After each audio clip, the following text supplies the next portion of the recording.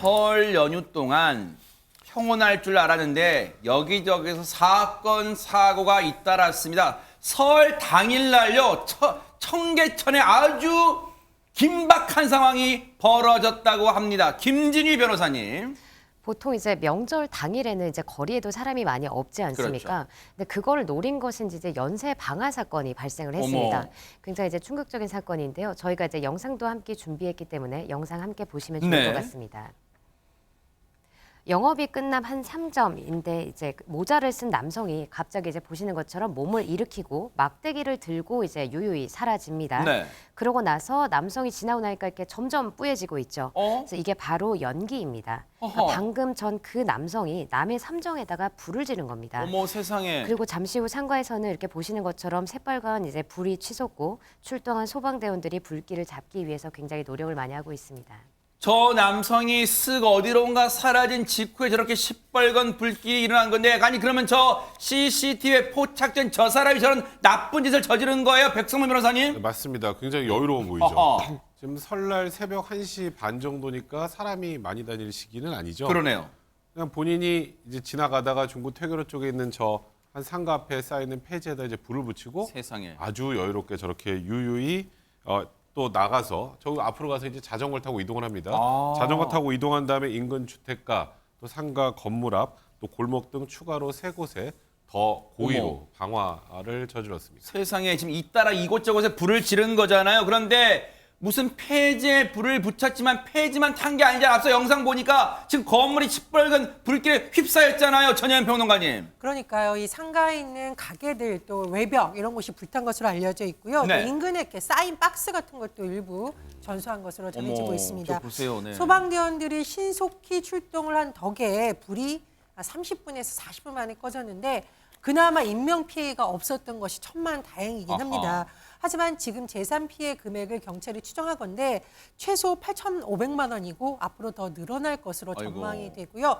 그리고 이 남성이 방화뿐만 아니라 CCTV 파손 혐의도 받고 있습니다. 어허. 앞서 영상 보셨을 때 이 남손이 한 손에 막대기를 들고 있는 것으로 그랬죠? 나타났는데요. 막대기를 휘둘러서 CCTV를 연이어 망가뜨린 것으로 조사가 됐습니다. 세상에 저 곳에만 불을 지른 게 아니라 잇따라 이곳저곳에 불을 지르서 연쇄 방어를 했어요. 그렇다면 저 남성 한시바삐 잡아야 되잖아요. 요주의 인물이잖아요. 김진휘 변호사님. 그렇습니다. 경찰들 역시도 굉장히 위험하다고 봤고 그렇기 때문에 연쇄적으로 이제 인접한 곳에서 불이 난 걸로 봐서 이것은 방화일 것이다라고 아하. 이제 판단을 한 다음에 네. CCTV를 열심히 분석을 했습니다. 네. 근데 이 남성 같은 경우에는 4곳에 불을 지르고 나서 지하철로 이제 도주를 했고 아하. 결국에는 범행 당일 오후 5시쯤에 서울 강서구에서 긴급 체포됐습니다. 네. 다행히. 다행이에요, 진짜. 네네. 네. 그래서 경찰이 이제 명절에 특별히 이제 근무 중이던 형사들을 전원 소집을 해서 관할 경찰서랑 공조하고 또 CCTV를 분석을 했습니다. 그래서 다행히 범행이 일어나고 나서 14시간 만에 다행히 피해자를 검거할 수 있었습니다. 경찰의 발빠른 대응 덕분에 당일날 오후에 검거할 수가 있었어요. 그런데 여러분 궁금하시잖아요. 방화는 정말 무거운 죄입니다. 중죄예요. 그런데 이 남성 왜 이런 짓을 저질렀을까요? 경찰에 붙잡히고 나서 그 이유를 댔는데 황당하게 이를 때 짝이 없습니다. 얘기 들어보시고 이어가 보도록 하겠습니다. 그래서 공부했어요. 그 14시간 걸렸네요. 과거에 거기 노점을 하려고 그랬는데 텃세가 있어서 못했다 그리고 서민들이 이렇게 어렵게 사는 걸 세상이 알아야 되니 사회적 경종을 울리겠다 이런 내용을 말하고 있네. 낸 형태라든가 수법이라든가 검거 당일도 또 지하철 타고 서울 다른 지역 가고 있었는데 목적지도 없고 충분히 가능성이 있었죠. 나름 자신은 방화 이유를 둘러대고 있습니다만 시청자 여러분들한테는 신민섭 기자님 그냥 무슨 횡설설처럼밖에 안 들릴 것 같아요. 네, 그 범인은 50대 남성이었고 무직이었는데요.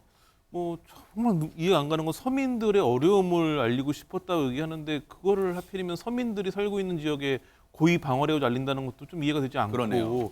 그리고 이제 그 과거에 청계천 근처에서 노점상을 하려고 했는데 네. 인근 주민들이 텃세라든지 방해를 해서 그랬다고 얘기를 하는데 그러하다면 뭔가 그런 생각이 있어서 그렇다면 타깃이 있어야 되는데 그것도 아니면 불특정 장소에 가서 그냥 한 것 같기 때문에 좀처럼 좀 이해가 안 되는 그런 이유로 되고 있습니다.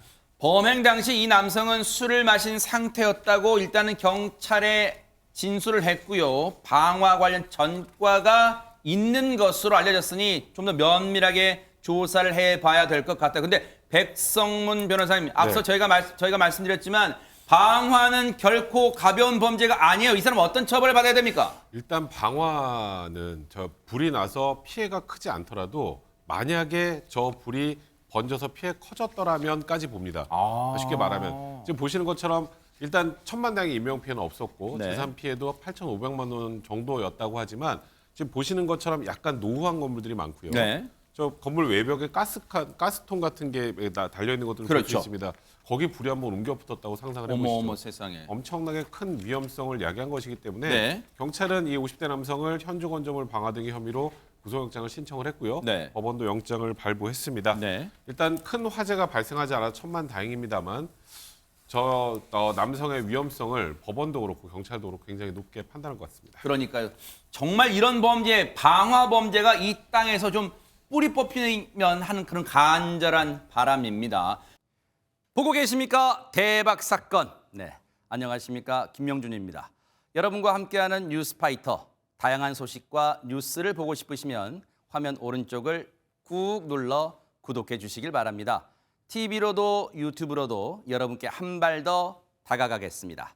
MBN 뉴스와 뉴스파이터를 사랑해 주셔서 고맙습니다.